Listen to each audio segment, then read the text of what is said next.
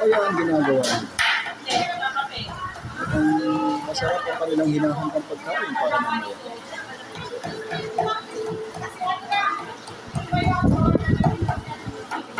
Ayun po yung chef cook po nila. Ito, wala akong idea kung bakit pinapalo yung tanglad. Tanglad ba yan? Sister Melet, anong ginagawa mo dyan?